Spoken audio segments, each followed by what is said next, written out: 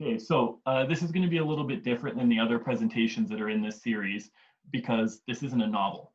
So a lot of the people have been talking about, oh, sorry, I got to let more people in.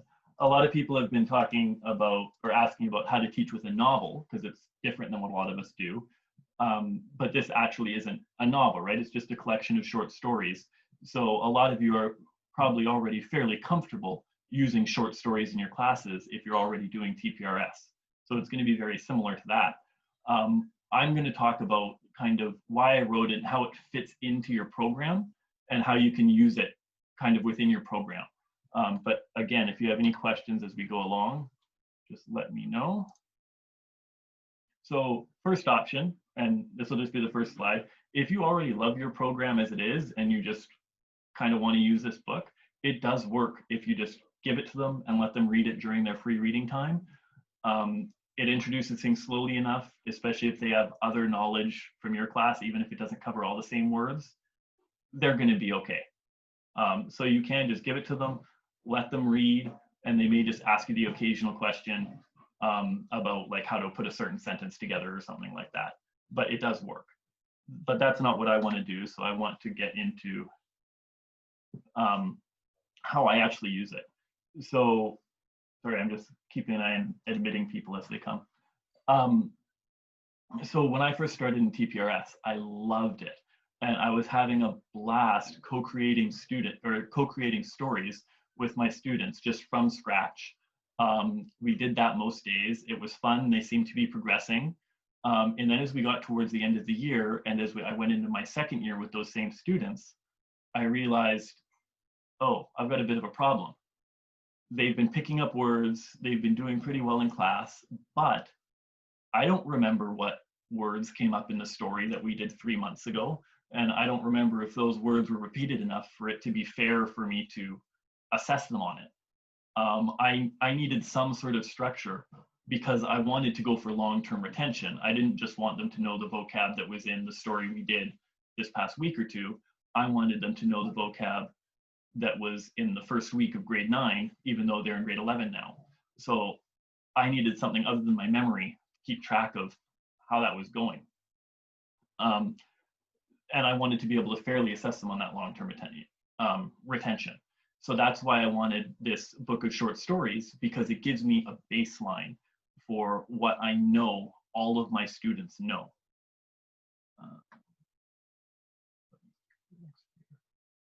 So the key features of this is that it slowly introduces the new vocab, and it's very carefully chosen high frequency vocab. I didn't just like pull this off the top of my head and put in whatever words I needed for a particular story.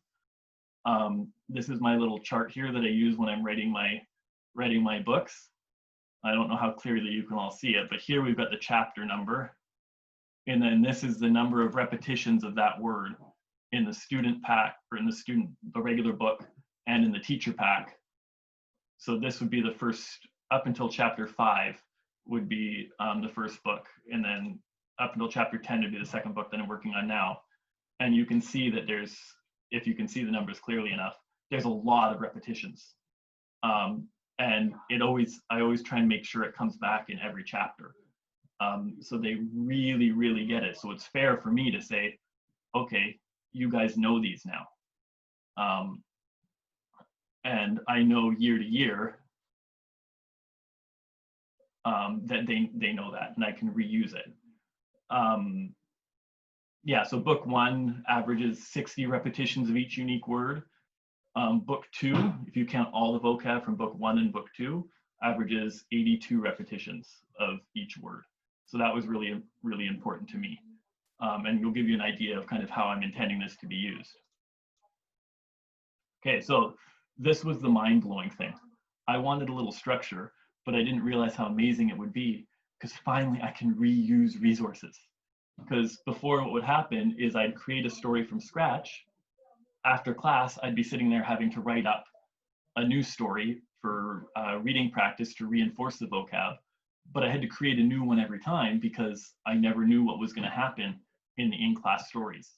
So now I've been able to create, like, I've done some Jeopardy games with them. I can share classes easier between sorry, share stories more easily between classes because they both have the same base vocab that's in this book.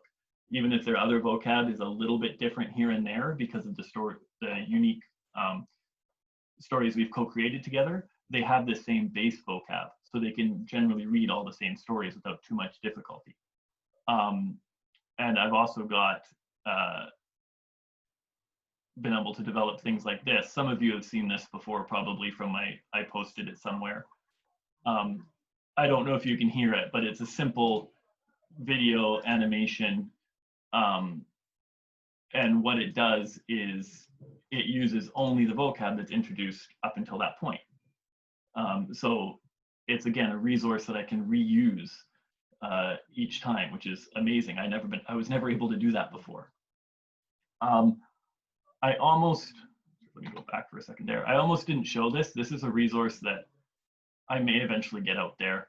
I was using it to slowly introduce hiragana. So this is like the first story in the first chapter, and I typed it up for them and only gave them basically the particles in hiragana. And then I slowly added hiragana characters, not based on the a, I, U, E, O order, but rather based on what would give me the most words that I could write completely in hiragana. So for example, here I've got the particles and des. So if I add ki, now I can write ski des. Okay, and then if I add I and ma, I can write ikimasu, imasu, iimasu, a bunch of different words. But that's a couple years away from being ready because I need to play with how fast. Oh, I've got more people waiting. I have to play with how fast to introduce the different hiragana. But I've really been enjoying that rather than doing the I, U, E, O, introducing hiragana based on the words we're using. I found it fairly effective. So just so you're aware, when I'm talking about these books, the one I'm using is the hiragana only edition. So it uses English instead of katakana, and it doesn't use any kanji. So they just need to know their hiragana, and they can read it no problem. For those of you that want them to do the katakana and kanji, there is an edition for that too. You can get that.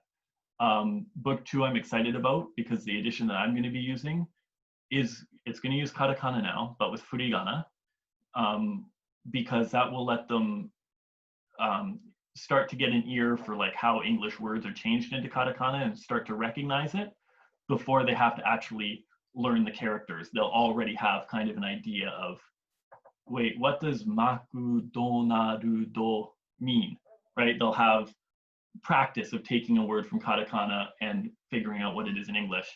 And then in the third book, no furigana for the katakana. In the second book, I'm also going to put in kanji with furigana, but I'm going to slowly start taking out furigana. I'm thinking 3 words a chapter. So that's going to add up to the kanji that they can read. This is all about just really repetitive and spiraling, so it's always touching back on the previous words that have been introduced. This next one is actually a little bit more about how I teach with it. So the book that the students get has 5 chapters, and in each chapter it has 4 stories. Generally 3 shorter stories and 1 longer story at the end. And the teacher pack, if you end up getting that, it's not an ultimate teacher's guide or anything. It's just 2 extra stories per chapter. And what that is the first one is a class story.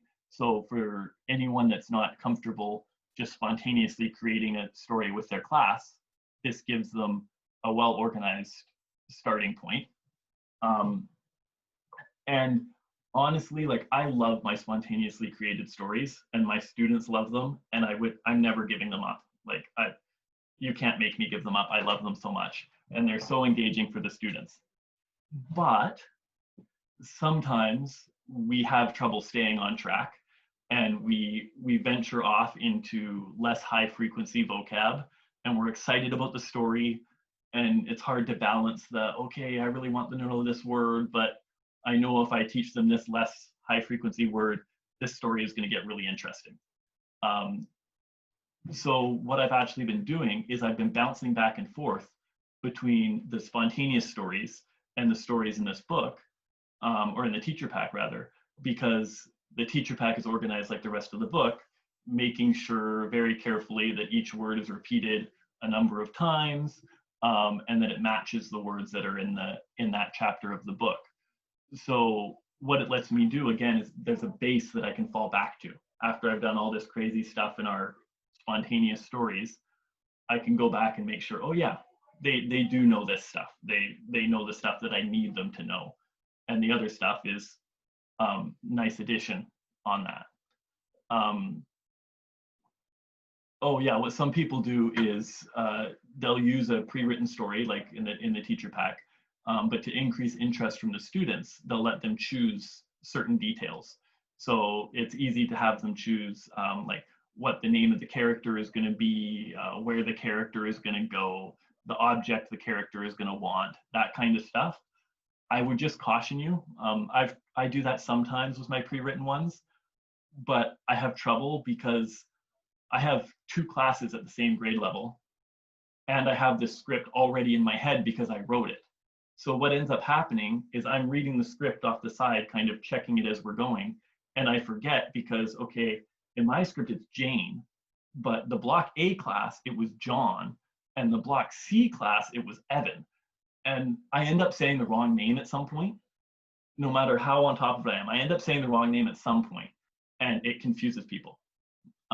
So I've backed away from that a little bit because I just get confused. But if you can stay on top of it, they do enjoy it. It does add engagement. And if you don't get confused too often, they enjoy you being confused and messing up occasionally. So that adds a little enjoyment there as well. The second story for each chapter in the teacher pack is a comprehension check story. So sometimes I get so engaged in my classes that I forget, oh, I need to assess them and actually give them like a written grade. We've been having so much fun and being so productive, but I need to actually assess them. This gives me something that I can give them. It only uses the vocab that's been introduced up until that point. Not just in that chapter, but anything that's introduced up until that point is fair game. And I can give it to them, and I can randomly ask 5 questions about it, or I can have them translate a small section of it, or really anything. Like I didn't give any activities for this in the teacher book, in the teacher pack, because people grade and assess in so many different ways. But I thought just having the raw material of a story, and then you can do what you want with it as far as how you want to assess them with it. I know some teachers just give it to them as extra reading, and I don't necessarily use it every chapter either. If I don't use it as a test, I'll just give it to them as extra reading one day. Sometimes a teacher pack too. If they get a little ahead and I see, oh yeah, they already know all the vocab that's introduced in this chapter, I might not do that story with them as a class, in which case I'll just give it to them to read one day, so that they still get all that extra reinforcement.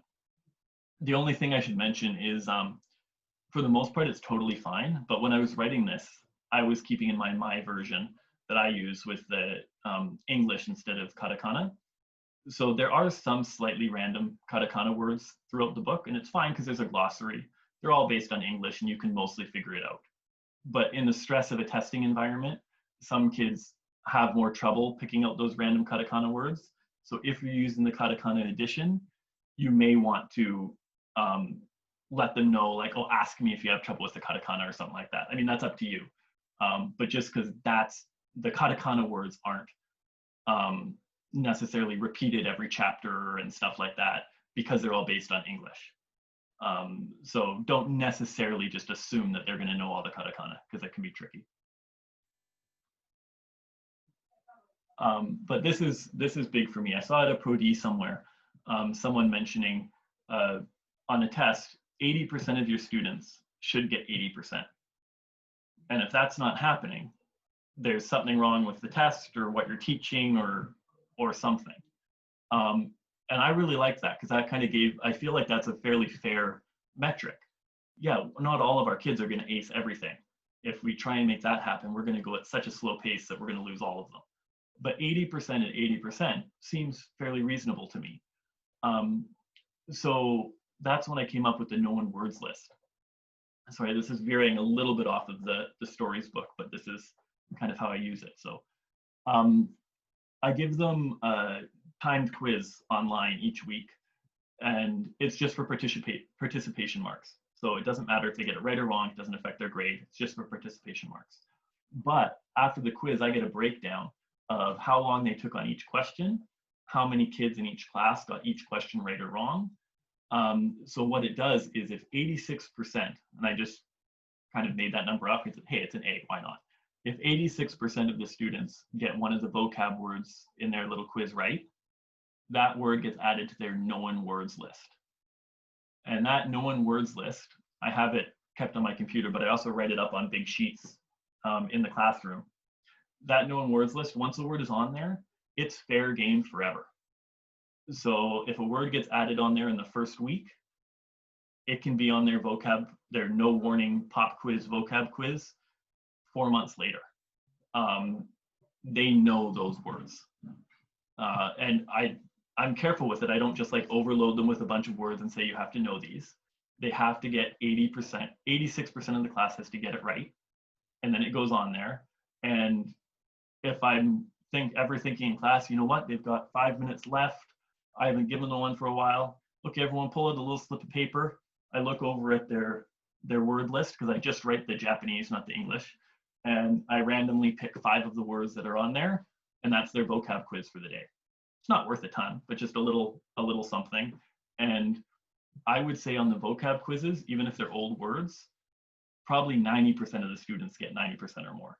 Like that's been a game changer for me, the known words. And yeah, so for how this relates back to the teacher pack is I don't give them the comprehension test story until all of the new words from that chapter are on their known words list.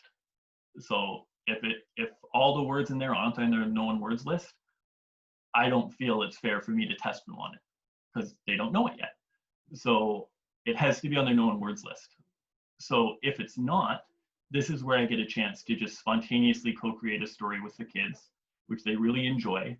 And it's not so difficult because I'm not having to keep in mind a whole bunch of new vocab or anything like that. I just have the like, okay, there's 2 words this chapter that they don't quite have yet. Maybe they're at like 70% or so.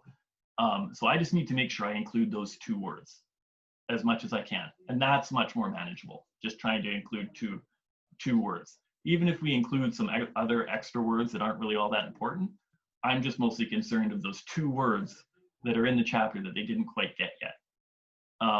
Another fun one that students are actually really good with, sometimes if I'm not confident I'm going to be able to put the words in, I write a list of the words that I really want to focus on the whiteboard, and I challenge the students, how many times can you get all of these words into the story?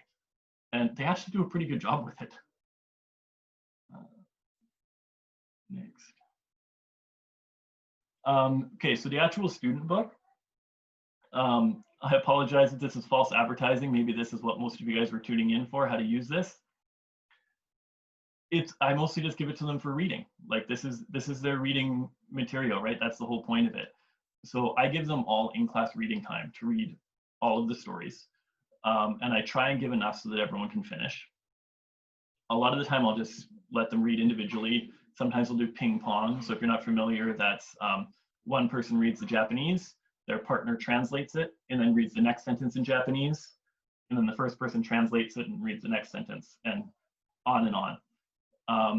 A good way to keep concentration during that is you set them up in a line of partners, and then when it starts, the concentration starts to go down, you blow a whistle or tell them or whatever, one person stands up, moves one forward, they have a new partner, and they start wherever the slower person was. So it lets them read it a lot more. For the fast people, they get through it, and the slow people have chance to really read. And then any other random reading idea I have. For after reading, sometimes I'll give them a pop quiz. I tell all my kids they need to try to understand everything that happens in class. If they don't understand, stop me and ask me. So I'll give them a reading from the book. I'll say, okay, read the first story in chapter 2. And then after that, I'll confirm, okay, is there anything at all that anyone didn't understand? Anything that was a little fuzzy or you're not sure about? What can I explain? Oh, nothing? Great, this will be easy marks for you all. Pull out a piece of paper. And most of the time it is really easy marks for them.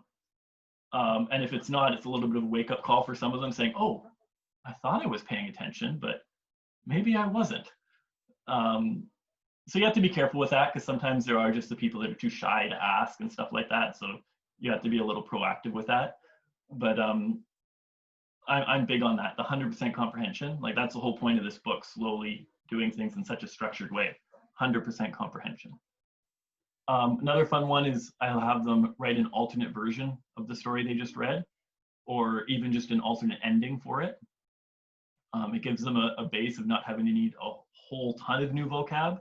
They can just think of a little new vocab and change the stories in little ways. If I'm really tired and I just need, like my brain just needs some time, sometimes I'll have them translate a story. I don't find it the most effective use of time because it takes them a while. But strangely, the kids never complain. They seem to enjoy some of the traditional work sometimes. So if I need to, if I just need a little bit of a brain break myself, sometimes I'll have them translate it. And then there's the standard write and discuss most of you have probably heard about. I'll ask some questions about it like, oh, who was in the story? And we'll write it up together. So we can just gives a chance for another repetition. Okay, so this is really big, and again, this is kind of how it fits into my program. So this is why I'm talking about larger program stuff too. They have to know all the vocab on the known words list. That's fair. I don't give them warning of any quizzes. If it's on the known words list, it can be on a quiz. If they don't understand something, they need to ask.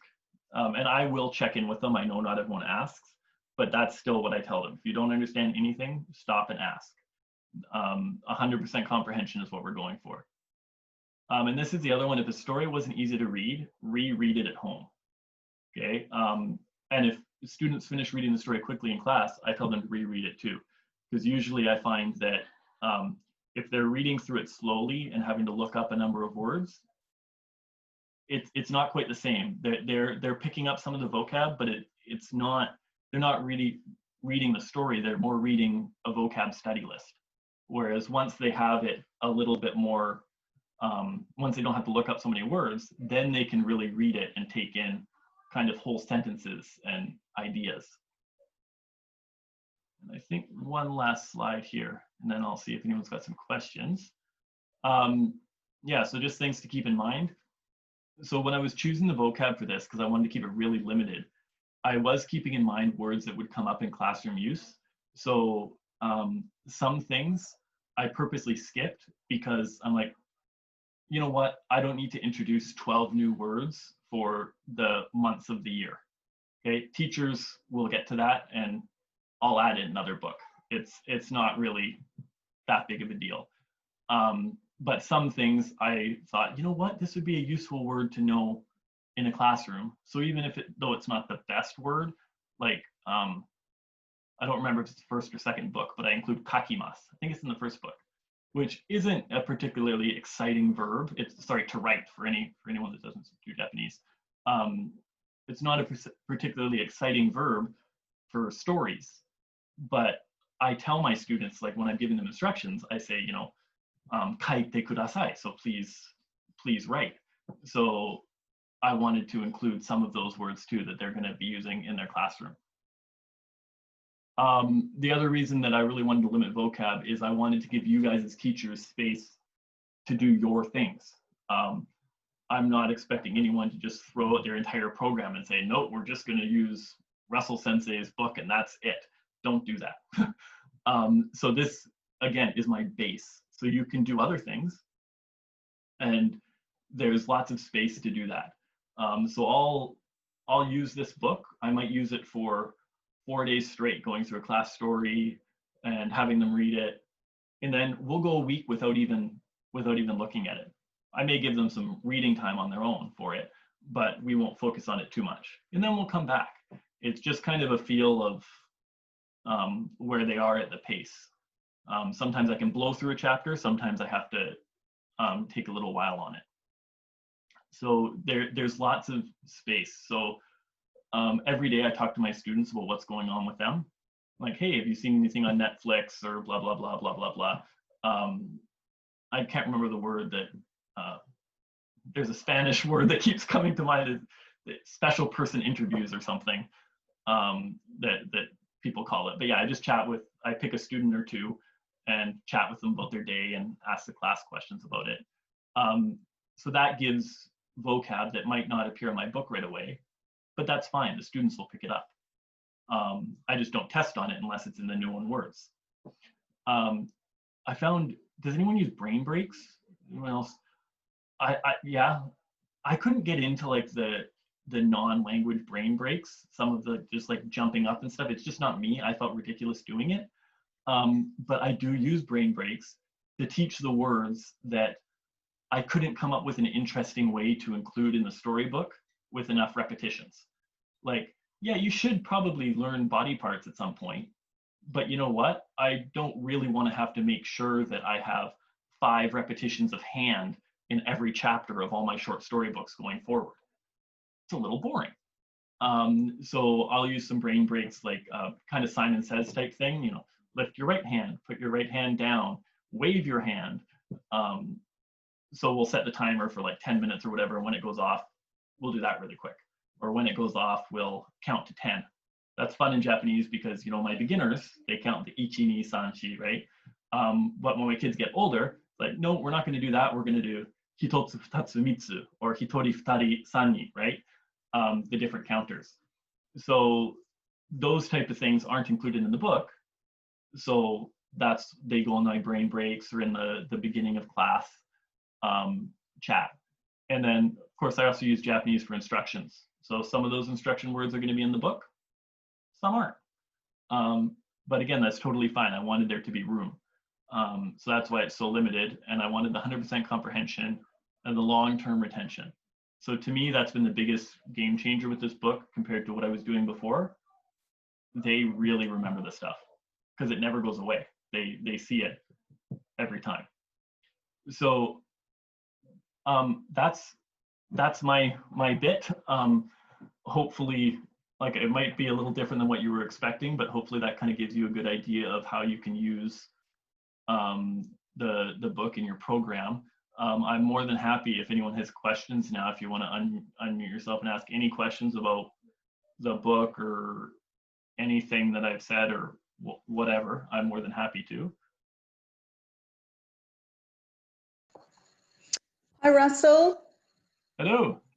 Hi, I'm Bronwyn. I teach primary school in Australia. My lessons are 45 minutes a week. Right. Oh, yeah.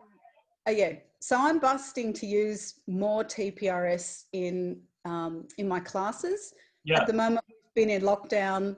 We've been remote teaching for the last few months, so that's been pretty much impossible. I'm interested to know, how long are your lessons that you have with your students? I'm assuming you teach at high school? Yeah, I teach at high school, but we don't have elementary Japanese, so my students are absolute beginners when I get them, but I get them in grade 9. When I first started, my classes were 60 minutes. Yep. Then they went up to like 75 minutes or something like that. Is that once a week? No, that's 3 times a week. Wow, that would be my year. Yeah, it can be a lot. That's okay. I am an absolute convert to TPRS. I just I'm there. I just need a bit more time. So I'm trying to work my kids up so that they get used to hearing just the Super 7 at the moment. Right, yeah. So that's the other thing. I usually don't give, like I could, but I usually don't give this book to the students until a couple weeks into class. because to write a story, like it's 10 new words a chapter, 10 new unique words a chapter. But to write a story in the first chapter, I needed more than 10 words. I can't write 4 stories for a chapter with just 10 words. So in the first chapter, I used 20 words. So I'm not going to give them that to them all at once. So we do some other stuff at the beginning to get them started with that. Just take it slow. Yeah, if you're teaching in primary, that's brilliant. I don't know what your requirements and curricular stuff looks like, but you've got lots of time. There's no I've got 4 years in high school, but you've got lots of time just to get the foundation in there and Okay, thanks. Yeah.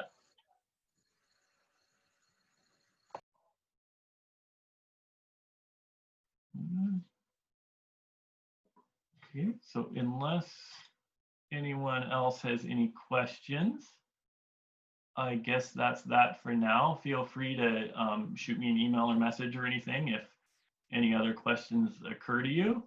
It's nice to put a face to some of the names that I've conversed with over Facebook Messenger, etc. And yeah, hopefully some of you find the book, or all of you find the book useful. And if you have any suggestions for future, my future short story books going forward, don't hesitate to let me know, because I'm careful about it, but I'm making it up as I go. There's no other Japanese resources like this that I'm aware of. So I've had to make a number of judgment calls. So yeah, let me know if there's a different way you do it. Otherwise, I guess I will say thank you for coming, and I will hopefully talk with you all at some point again. Okay, so at this point in time, I hit stop on the recording of the Zoom session, and then everyone remembered they had questions. So we actually talked for a good another half an hour, so I'm sure I'm missing lots of things we talked about. But a couple of things we talked about were, one, some more info on my known words list. I think I'll probably do a separate video on this at some point. But no, I don't have a fancy word for it. I just call it known word list. And there's questions about when I start it. I start it right away. They have a few words on their word list by the end of the first week. Sometimes even 1 or 2 at the end of the first day. And for the little quizzes that I give them to see if words go on the word list, I put that in Romanji at first because they're timed, because I want to make sure they know the word right away, and I didn't think it's fair to make them do that with hiragana. But when I'm writing it up on the poster paper on the wall, I start in hiragana right away, because I want that as something, as a record for later, and I prefer not having Romanji on there. I also had a question about what's the best setup for these books for purchasing them. So there's a couple options. I'd recommend a class set of the books plus the teacher pack. The teacher pack is just an electronic file, and I just want to be really clear. The teacher pack does not include the stories from the book. It includes 2 extra stories per chapter that do not appear in the book. Okay, so that buying the teacher pack doesn't get you everything. Okay, it's a separate edition. If you're looking for physical copies of the book, or for any of the extra stuff, the audiobook, teacher pack, you can check out my website at easyjapanesestories.com. If you're looking to be able to subscribe to the book for access for you and your students online for the year, that can be done through my generation of polyglots.com. And my other novels are on there as well. I believe right now the price is $34.99 for a year subscription for the teacher and up to 300 students, I believe. Those are the questions that came to me, but I'm sure I missed a bunch. If you watch this and you have any other questions, please let me know in the comments, or shoot me an email, or contact me through my website, however you found out about me, and I'd be happy to answer any questions that I can. Anyways, I hope this was a useful video, and I will see you next time. チャンネル登録お願いします。Please subscribe.